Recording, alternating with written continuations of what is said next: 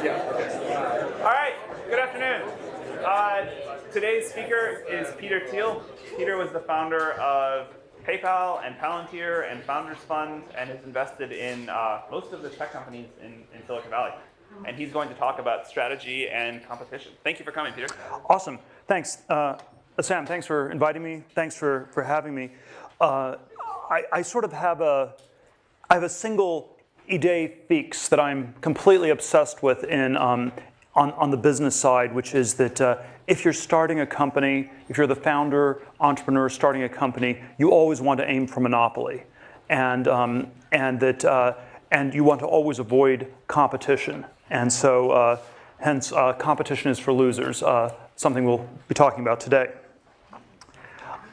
I'd like to start by saying something about the basic idea of when you start one of these companies, how you go about creating value. And there's this question: what makes a business valuable? And I want to suggest that there's basically a very simple formula that you have a valuable company if two things are true. Number one, that it creates X dollars of value for the world, and number two, that you capture Y% of X. And the critical thing that I think people always miss in this sort of analysis is that X and Y are completely independent variables. And so X can be very big, Y can be very small, X can be of intermediate size, and if Y is reasonably big, you can still get a very big business. So to create a valuable company, you have to basically both create something of value and capture some fraction of the value of what you've created. And sort of just to illustrate this as a contrast, if you sort of compare the U.S. airline industry with a company like Google on search, if you sort of measure by the size of these industries, you could say that airlines are still more important than search. If you just measure it, say, by revenues, it was 195 billion in domestic revenues in 2012. Google had just north of 50 billion, and certainly, sort of on some intuitive level, if you said, if you were given a choice and said, well, do you want to get rid of all air travel, or do you want to get rid of your ability to use search engines? The intuition would be that air travel is something that's more important than search. And this is, of course, just the domestic numbers. If you looked at this globally, airlines are much, much bigger than search or than Google is. But the profit margins are quite a bit less. They were marginally profitable in 2012. I think the entire 100-year history of the airline industry, the cumulative profits in the U.S. have been approximately zero. Companies make money, they episodically go bankrupt, they get recapitalized, and you sort of cycle and repeat. And this is reflected in the combined market capitalization of the airline industries, maybe something of the U.S. airline industry, something like a quarter that of Google. So you have a search engine much smaller than air travel, but much more valuable. And I think this reflects these very different valuations on X and Y. So, if we look at perfect competition, there's some pros and cons to the world of perfect competition. On a high level, it's always, this is what you study in Econ 1. It's easy to model, which I think is why econ professors like talking about perfect competition. It somehow is efficient, especially in a world where things are static, because you have all the consumer surplus gets captured by everybody. And politically, it's what we're told is good in our society, that you want to have competition, and this is somehow a good thing. Of course, there are a lot of negatives. It's generally not that good if you're involved in anything that's hyper competitive, because you often don't make money. I'll come back to this a little bit later. So I think at one end of the spectrum, you have industries that are perfectly competitive, and at the other end of the spectrum, you have things that I would say are monopolies, and they're much stable, longer-term businesses. You have more capital, and if you get a creative monopoly for inventing something new, I think it's symptomatic of having created something really valuable. And so I do think this, the extreme binary view of the world I always articulate is that there are exactly two kinds of businesses in this world. There are businesses that are perfectly competitive, and there are businesses that are monopolies. And there's shockingly little that is in between. And this dichotomy is not understood very well because people are constantly lying about the nature of the businesses they're in. And this is why this is, in my mind, this is the most important, it's not necessarily the most important thing in business, but I think it's the most important business idea that people don't understand, that there are just these two kinds of businesses. And so let me say a little bit about the lies that people tell. And so you basically, if you sort of imagine that there was a spectrum of companies from perfect competition to monopoly, the apparent differences are quite small because the people who have monopolies pretend not to. They will basically say, and it's because you don't want to get regulated by the government, you don't want the government to come after you, so you will never say that you have monopoly. So anyone who has a monopoly will pretend that they're in incredible competition. And on the other end of the spectrum, if you are incredibly competitive, and if you're in some sort of business where you will never make any money, you will be tempted to tell a lie that goes in the other direction, where you will say that you're doing something unique that is somehow less competitive than it looks, because you will want to differentiate, you want to try to attract capital or something like that. So if the monopolists pretend not to have monopolies, the non-monopolists pretend to have monopolies, the apparent difference is very small, whereas the real difference, I would submit, is actually quite big. And so there's this distortion that happens because of the lies people tell about their businesses, and the lies are sort of in these opposite directions. Let me drill a little bit down further on the way these lies work. And so, the basic lie you tell as a non-monopoly is that we're in a very small market. The basic lie you tell as a monopoly is that the market you're in is much bigger than it looks.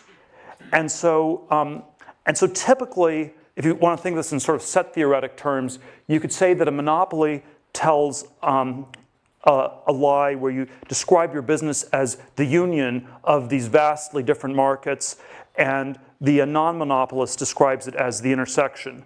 So that, in effect, if you're a non-monopolist, you will rhetorically describe your market as super small. You're the only person in that market. If you have monopoly, you will describe it as super big, and there's lots of competition in it. So some examples of how this works in practice. So I always use restaurants as the example of a terrible business. And this is always, sort of my idea is that, capitalism and competition are antonyms. Capitalist is someone who accumulates capital. A world of perfect competition is a world where all the capital gets competed away. So you're opening a restaurant business. No one wants to invest because you just lose money. So you have to tell some idiosyncratic narrative, and you'll say something like, well, we're the only British food restaurant in Palo Alto. So it's British, Palo Alto, and of course that's too small a market because people may be able to drive all the way to Mountain View or even Menlo Park. And there probably are no people who eat nothing but British food, at least no people who are still alive. And so that is, that's a sort of a fictitiously narrow market. There's sort of a Hollywood version of this where the way movies always get pitched is, okay, it's like a college football star,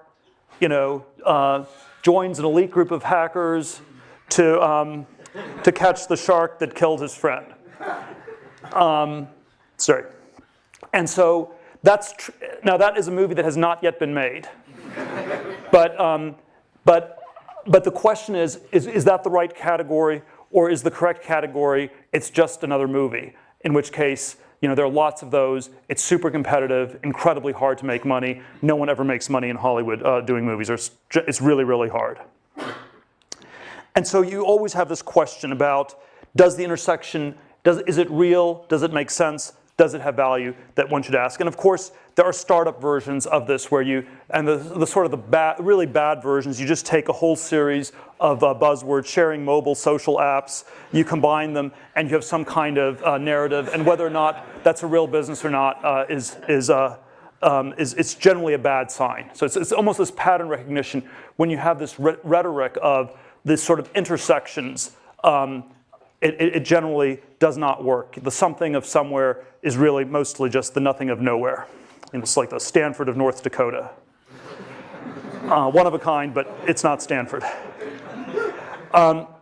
So let's look at the opposite. The opposite lie is if you are, let's say, the search company that's down the street from here and has about a happy 66% market share, and is completely dominant in the search market. Google has not almost never describes itself as a search engine these days, and instead it describes itself in all these different ways. So it sometimes says it's an advertising company. So if it was search, you'd say, wow, it has this huge market share that's really, really crazy. It's like an incredible monopoly. It's much bigger than, a much more robust monopoly than Microsoft ever had in the 90s. Maybe that's why it's making so much money. But if you say it's an advertising market, you could say, well, there's search advertising is 17 billion, and that's part of online advertising, which is much bigger, and then all US advertising is bigger. And then by the time you get to global advertising, that's close to 500 billion. And so you're talking about 3.5%. So a tiny part of this much larger market. Or if you don't want to be an advertising company, you can always say that you're a technology company. And so, sorry, let me just see. And the technology market is something like a $1 trillion market. And the narrative that you tell as Google in the technology market is, well, we're competing with all the car companies with our self-driving cars. We're competing with Apple on TVs and iPhones. We're competing with Facebook. We're competing with Microsoft on Office products. We're competing with Amazon on cloud services. And so we are in this giant technology market where there's competition in every direction you look. And no, we're not the monopoly the government's looking for, and we should not get regulated in any way whatsoever. And so I think one has to always be super aware that there are these very powerful incentives to distort the nature of these markets one way or the other.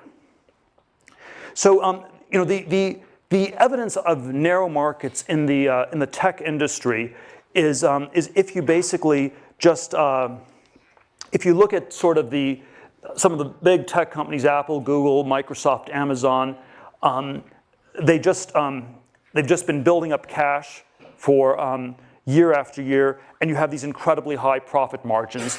And I would say that one of the reasons the tech industry in the U.S. has been so successful financially is because it's prone to creating all these monopoly-like businesses, and and it's reflected by the fact that these companies just accumulate so much cash they don't even know what to do with it beyond a certain point. And so let me say a few things about how to build a monopoly. And I think one of the sort of very counterintuitive ideas that comes out of this monopoly thread is that you want to go after small markets. If you're a startup, you want to get to monopoly. You're starting a new company, you want to get to monopoly. Monopoly is you have a large share of a market. How do you get to a large share of a market? You start with a really small market, and you take over that whole market, and then over time you find ways to expand that market in concentric circles. And the thing that's always a big mistake is going after a giant market on day one, because that's typically evidence that you somehow haven't defined the categories correctly, and it normally means that there's going to be too much competition in one way or another. And so I think almost all the successful companies in Silicon Valley had some model of starting with small markets and expanding. And if you take Amazon, you start with just a bookstore. We have all the books in the world, so it's a better bookstore than anybody else has in the world when it starts in the 90s. It's online. There's things you can do you can't do before, and then you gradually expand into all sorts of different forms of e-commerce and other things beyond that. eBay. You start with Pez dispensers, you move on to Beanie Babies, and eventually it's all these different auctions for all these sorts of different goods. And what's very counterintuitive about many of these companies is they often start with markets that are so small that people don't think that they're valuable at all when you get started. The PayPal version of this was we started with power sellers on eBay, which was about 20,000 people. When we first saw this happening in December of '99, January 2000, right after we launched, there was a sense that these were all, it was such a small market, it was terrible, we thought these were terrible customers to have, it's just people selling junk on the internet, why in the world do we want to be going after this market? But there was a way to get a product that was much better for everybody in that market. You could, and we got to something like 25, 30% market penetration in 2 or 3 months, and you got some lock-in, you got brand recognition, and you're able to build the business from there. So I always think these very small markets are quite underrated. The Facebook version of this I always give is that the initial market at Facebook was 10,000 people at Harvard. It went from 0 to 60% market share in 10 days. That was a very auspicious start. The way this gets analyzed in business schools is always, that's ridiculous. It's such a small market, it can't have any value at all. And so I think the business school analysis of Facebook early on, or of PayPal early on, or of eBay early on, is that the markets were perhaps so small as to have almost no value. And they would have had little value had they stayed small, but it turned out there were ways to then grow them concentrically, and that's what made them so valuable. Now I think the opposite version of this is always where you have super big markets, and there's so many different things that went wrong with all the clean tech companies in the last decade, but one theme that ran through almost all of them was they all started with massive markets. And every clean tech PowerPoint presentation that one saw in the years 2005 to 2008, which was sort of the clean tech bubble in Silicon Valley, started with, we're in the energy market, we're in a market that's measured in hundreds of billions or trillions of dollars. And then once you're sort of a minnow in a vast ocean, that's not a good place to be. That means that you have tons of competitors and you don't even know who all the competitors are. And so you want to be a one-of-a-kind company where it's the only one in a small ecosystem. You don't want to be the 4th online pet food company. You don't want to be the 10th thin film solar panel company. You don't want to be the 100th restaurant in Palo Alto. Restaurant industry is a $1 trillion industry. So if you do a market size analysis, you conclude restaurants are a fantastic business to go into. And it's often large markets, large existing markets typically mean that you have tons of competition, very, very hard to differentiate. So the first very counterintuitive idea is to go after small markets, often markets that are so small people don't even notice them, they don't think that they make sense.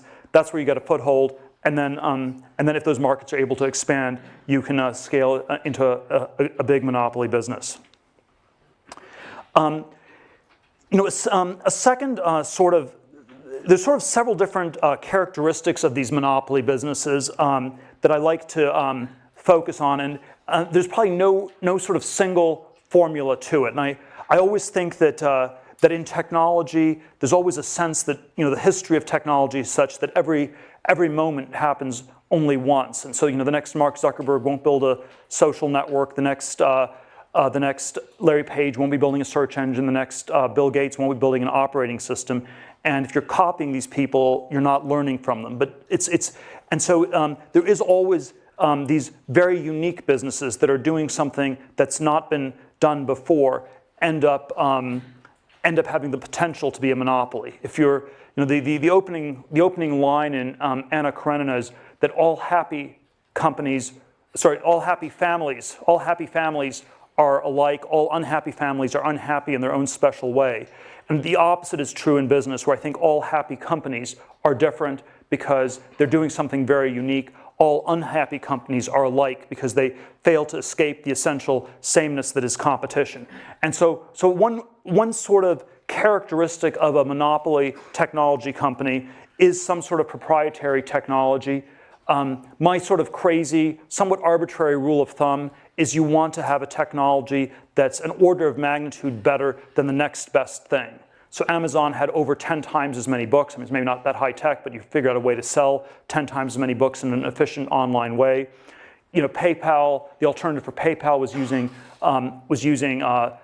checks to send money on eBay. It took 7 to 10 days to clear. PayPal could do it more than 10 times as fast. So you want to have some sort of very powerful improvement in some in some order, maybe an order of magnitude improvement on some key dimension. Of course, you know, if you actually come with something totally new, it's just like an infinite improvement. So I would say the iPhone was the first smartphone that worked, and so that's like maybe not infinite, but it's sort of definitely an order of magnitude or more of an improvement. So I think the technology is designed to give you a massive delta over the next best thing. I think there often are network effects that can kick in that really help. The thing that's very and these lead to monopolies over time. The thing that's very tricky about network effects is they're often very hard to get started. And so even though everyone understands how valuable they are, there's always this incredibly tricky question: why is it valuable to the first person who's doing something? Economies of scale. If you have something with very high fixed costs, very low marginal costs, that's typically a monopoly-like business. And then there's this thing of branding, which is sort of like just this idea that gets lodged in people's brains. I never quite understand how branding works, so I never invest in companies where it's just about branding. But it is, I think, a real phenomenon that creates real value. I think one of the things, I'm going to come back to this a little bit towards the end, but one of the things that's very striking is that software businesses are often, are for some reason, very good at some of these things. They're especially good at the economies of scale part because the marginal cost of software is zero. And so if you get something that works in software, it's often significantly better than the existing solution. And then you have these tremendous economies of scale, and you can scale fairly quickly. So even if the market starts small, you can grow your business quickly enough to stay at the same size as the growing market and maintain the sort of monopoly power. Now, the critical thing about these monopolies is it's not enough to have a monopoly for just a moment. The critical thing is to have one that lasts over time. And so, you know, in Silicon Valley, there's always this sort of idea that you want to be the first mover. And I always think it's in some ways, the better framing is you want to be the last mover. You want to be the last company in a category. Those are the ones that are really valuable. Microsoft was the last operating system, at least for many decades. Google is the last search engine. Facebook will be valuable if it turns out to be the last social networking site. And one way to think of this last mover value is this idea that most of the value in these companies exists far in the future. If you do sort of a discounted cash flow analysis of a business, you have sort of all these profit streams, you have a growth rate, the growth rate's much higher than the discount rate, and so most of the value exists far in the future. I did this exercise at PayPal in March of 2001. We had been in business for about 27 months, and we sort of had, you know, the growth rate was 100% a year. We were discounting future cash flows by about 30%, and it turned out that about 3/4 of the value of the business as of 2001 came from cash flows in years 2011 and beyond. And whenever you do the math on any of these tech companies, you get to an answer that's something like that. So if you are trying to analyze any of the tech companies in Silicon Valley, Airbnb, Twitter, Facebook, any emerging internet companies, all the ones in Y Combinator, the math tells you that 3/4, 85% of the value is coming from cash flows in years 2024 and beyond. It's very, very far in the future. And so one of the things that we always overvalue in Silicon Valley is growth rates, and we undervalue durability. because growth is something you can measure in the here and now, and you can always track that very precisely. The question of whether a company is still going to be around a decade from now, that's actually what dominates the value equation, and that sort of is a much more qualitative sort of a thing. And so if we went back to this idea of these characteristics of monopoly, proprietary technology, network effects, economies of scale, you can think of these characteristics as ones that exist at a moment in time where you capture a market and take it over. But you also want to think about, are these things going to last over time? And so there's a time dimension to all these characteristics. So network effects often have a great time element where as the network scales, the network effects actually get more robust. And so if you have a network effect business, that's often one that can become a bigger and stronger monopoly over time. Proprietary technology is always a little bit of a tricky one. So you want something that's an order of magnitude better than the state of the art in the world today. And that's how you get people's attention. That's how you initially break through. But then you don't want to be superseded by somebody else. And so there are all these areas of innovation where there was tremendous innovation, but no one made any money. So disk drive manufacturing in the 1980s, you could do build a better disk drive than anybody else. You could take over the whole world, and 2 years later, someone else would come along and replace yours. And in the course of 15 years, you got vastly improved disk drives, so it had great benefit to consumers, but it didn't actually help the people who started these companies. And so there's always this question about having a huge breakthrough in technology, but then also being able to explain why yours will be the last breakthrough, or at least the last breakthrough for a long time, or where you make a breakthrough and then you can keep improving on it at a quick enough pace that no one can ever catch up. So if you have a structure of the future where there's a lot of innovation and other people will come up with new things in the thing you're working on, that's great for society. It's actually not that good for your business typically.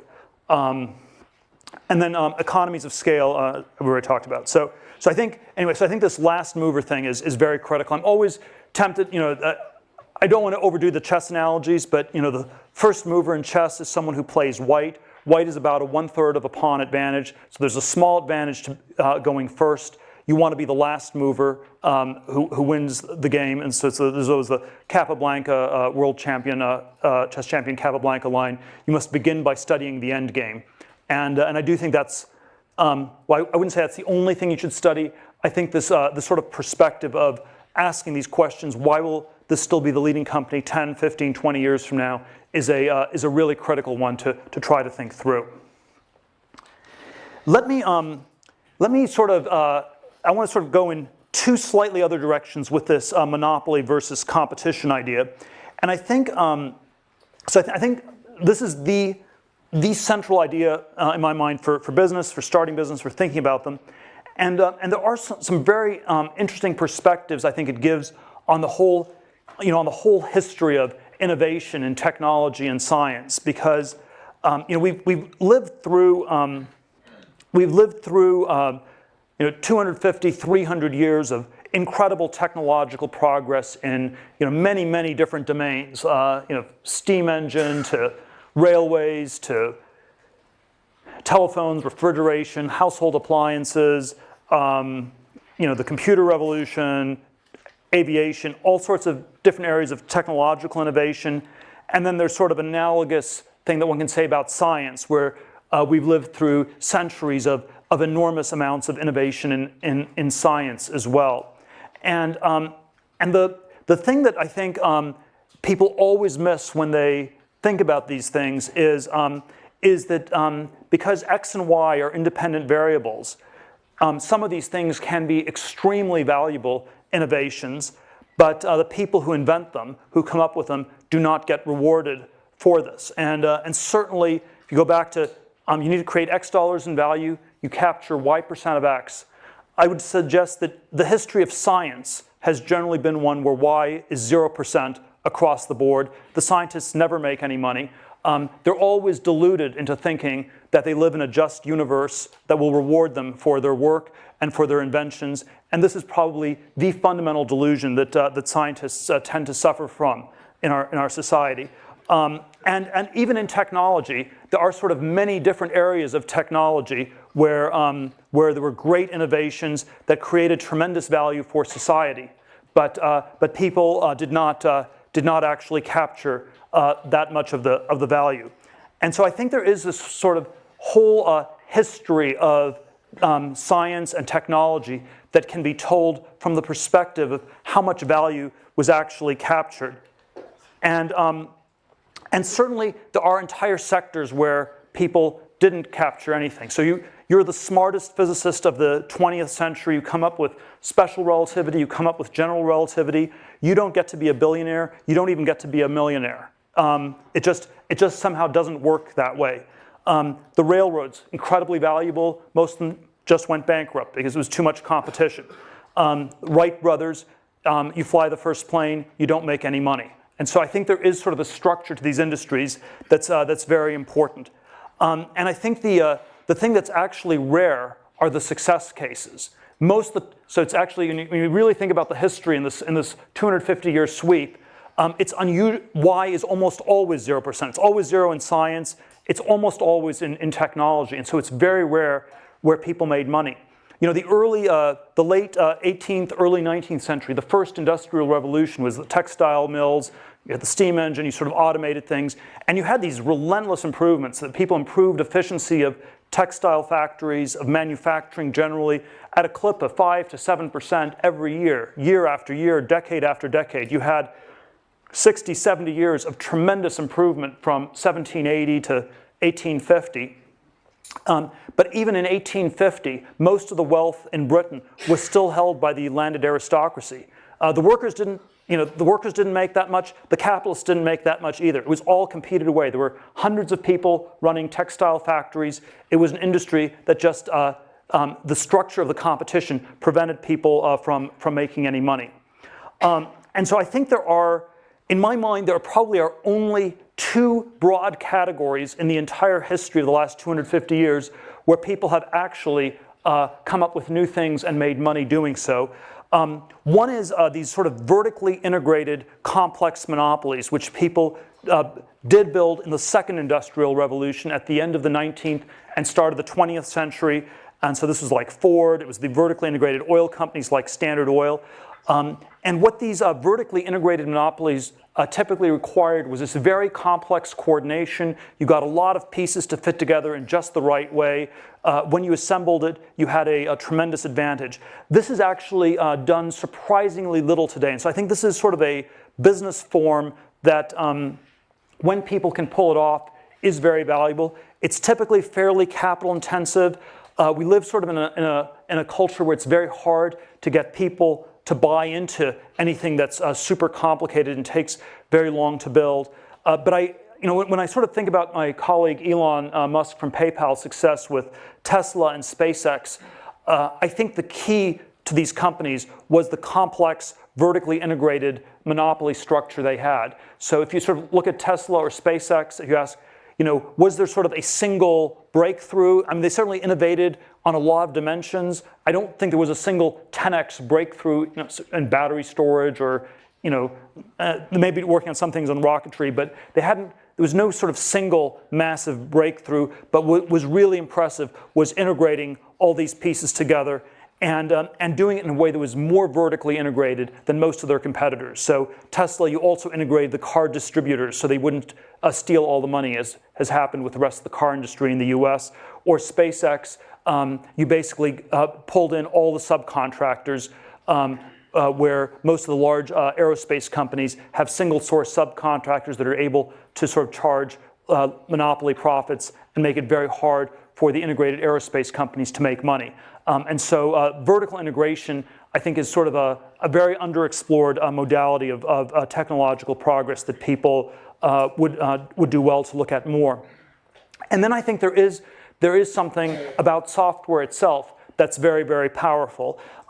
Software has these incredible economies of scale, these low marginal costs, and there is something about the world of bits as opposed to the world of atoms where you can often get very fast adoption. And the fast adoption is critical to capturing and taking over markets, because even if you have a small market, if the adoption rate is too slow, there'll be enough time for other people to enter that market and compete with you. Whereas if you have a small to mid-sized market and have a fast adoption rate, you can take over this market. And so I think this is one of the reasons Silicon Valley has done so well and why software has been this phenomenal industry. And what I would suggest, what I want to leave you with is there are sort of these different rationalizations people give for why certain things work and why certain things don't work. And I think these rationalizations always obscure this question of creating X dollars in value and capturing Y% of X. So the science rationalization we're always told is that the scientists aren't interested in making money. They're doing it for charitable reasons, and that you're not a good scientist if you're motivated by money. And I'm not even saying people should always be motivated by money or something like this, but I think we should be a little bit more critical of this as a rationalization. We should ask, is this a rationalization to obscure the fact that Y equals 0% and the scientists are operating in this sort of world where all the innovation is effectively competed away and they can't capture any of it directly. And then the software distortion that often happens is because people are making such vast fortunes in software, we infer that this is the most valuable thing in the world being done, full stop. And so if people at Twitter make billions of dollars, it must be that Twitter is worth far more than anything Einstein did.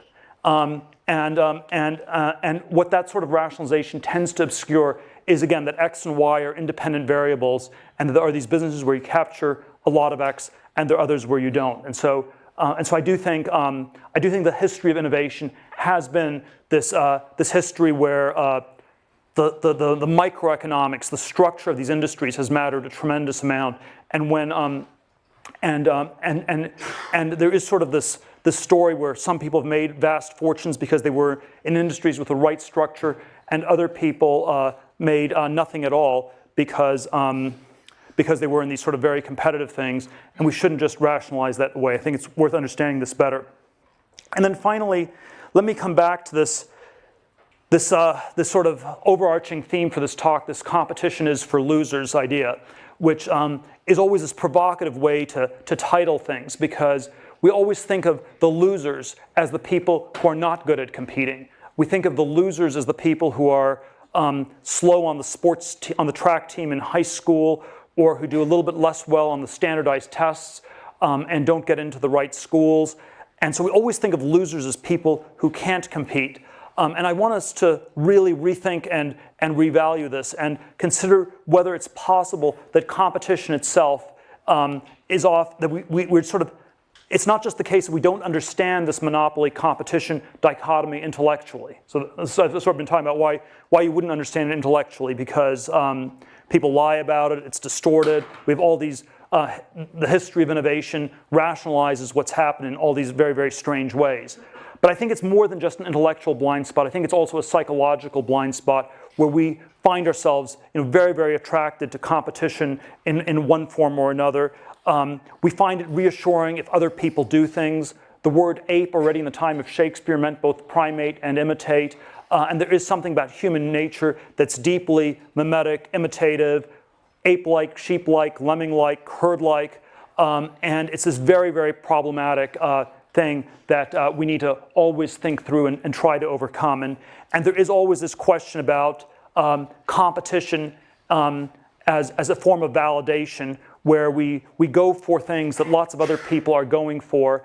And it's not that there is wisdom in crowds. It's not when lots of people are trying to do something that's proof of it being valuable. I think it's when lots of people are trying to do something that is often proof of insanity. There are 20,000 people a year who move to Los Angeles to become movie stars. About 20 of them make it. I think the Olympics are a little bit better because you have you can sort of figure out pretty quickly whether you're good or not. So there's a little bit less of a dead weight loss to society. The sort of educational experience at a place, the pre-Stanford educational experience, there's always sort of a non-competitive characterization where I think most of the people in this room had machine guns and they were competing with people with bows and arrows. So it wasn't exactly a parallel competition when you were in junior high school and high school. There's always a question, does the tournament make sense as you keep going? And this is And so there is always this question, if people go on to grad school or postdoctoral educations, does the intensity of the competition really make sense? There's the classic Henry Kissinger line that describing his fellow faculty at Harvard, that the battles were so ferocious because the stakes were so small, describing sort of academia. And you sort of think on one level, this is a description of insanity. Why would people fight like crazy when the stakes are so small?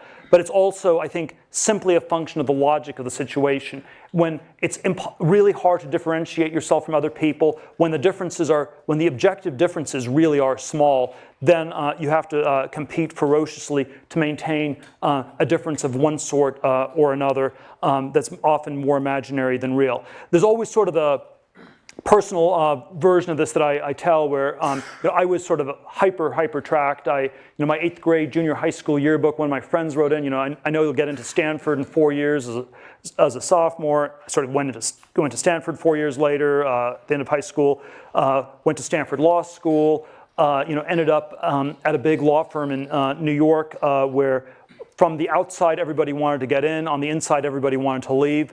And you had, and it was this very strange dynamic where after I sort of realized this was maybe not the best idea, and I left after 7 months and 3 days, one of the people down the hall from me told me, it's really reassuring to see you leave, Peter. I had no idea that it was possible to escape from Alcatraz, which of course, all you had to do was go out the front door and not come back.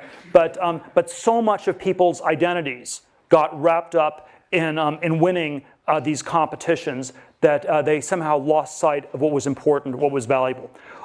Competition does make you better at whatever it is that you're competing on. Because when you're competing, you're comparing yourself with the people around you. You're figuring out, how do I beat the people next to me? How do I do somewhat better at whatever it is they're doing? And you will get better at that thing. I'm not questioning that. I'm not denying that.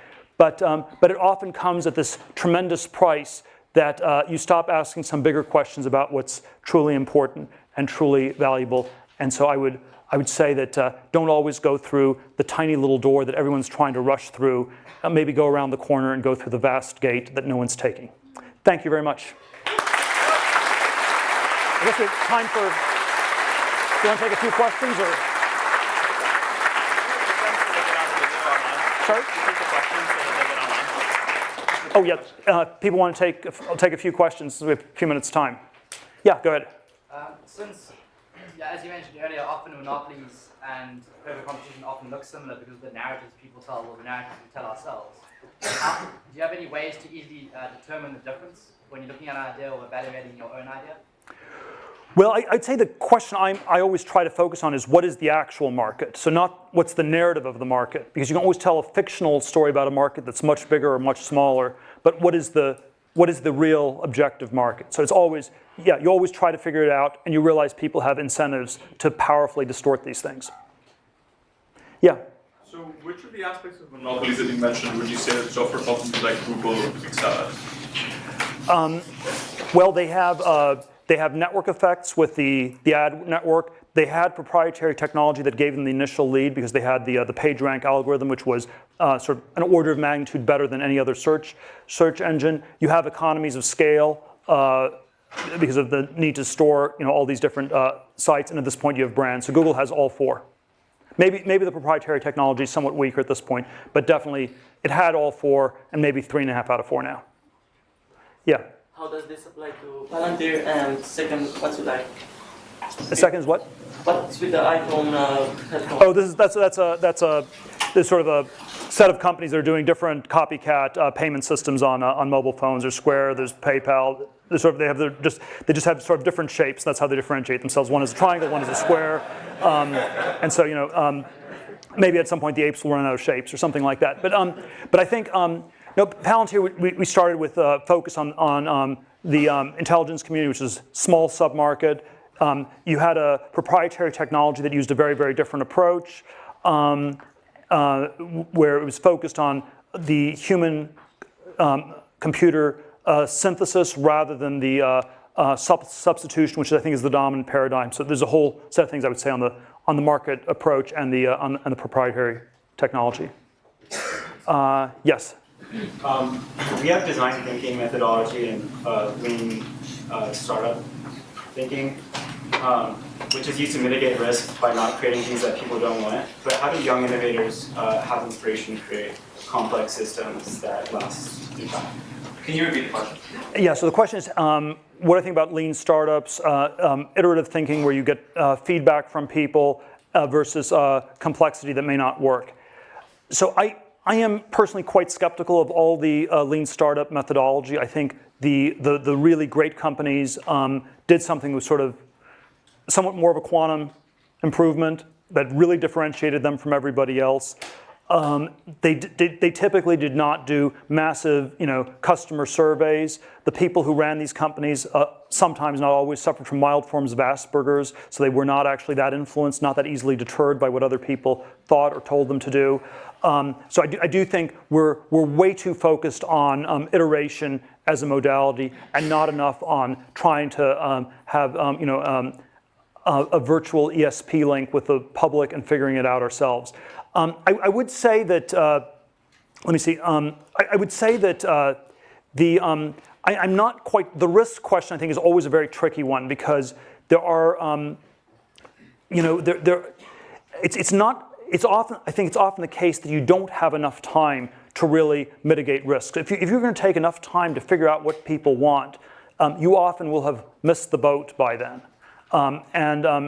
And then, of course, there's always the risk of doing something that's not that significant or meaningful. So, you could say a track in law school is a low-risk track from one perspective. It may still be a very high-risk track in the sense that maybe you have a high risk of not doing something meaningful with your life. So we have to think about risk in these very complicated ways. I think risk is sort of this very complicated concept. Yes? So you talked about the last mover advantage, but then doesn't that imply that there's already competition to begin with on the chess piece, on the chessboard? Yeah, so there's always this terminology thing. So I would say that there are categories in which people sort of are bundled together. I would say the monopoly businesses were, in effect, they really were a big first mover in some sense. You could say Google was not the first search engine. There were other search engines before, but on one dimension, they were dramatically better than everybody else. So they were the first one with PageRank, with sort of an automated approach. Facebook was not the first social networking site. My friend Reid Hoffman started one in 1997. They called it SocialNet, so they already had the name social networking in the name of their company 7 years before Facebook. Their idea was that it was going to be this virtual cyberspace where I'd be a dog and you'd be a cat, and we'd have all these different rules about how we'd interact with each other in this virtual alternate reality. Facebook was the first one to get real identity. So I'd say, I hope Facebook will be the last social networking site. It was the first one in a very important dimension. People often would not think of it as the first because they'd sort of lump all these things together. How about one more question? Okay, one more question. Let's take one here. If you're theoretically someone who worked at Goldman Sachs out of college and left after 6 months and is now studying computer science at Stanford, how would you recommend rethinking sort of that competitive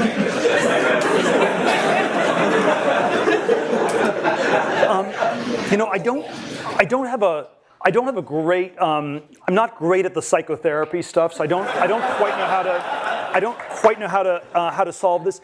There are these very odd studies they've done on people who go to business school. There's one they've done at Harvard Business School where it's sort of the anti-Asperger personality, where you have people who are super extroverted, generally have low convictions, few ideas, and you have sort of a hothouse environment. You put all these people in for 2 years.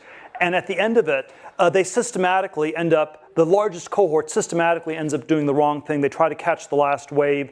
In 1989, everyone at Harvard tried to work for Mike Milken. It was 1 or 2 years before he went to jail for all the junk bond stuff.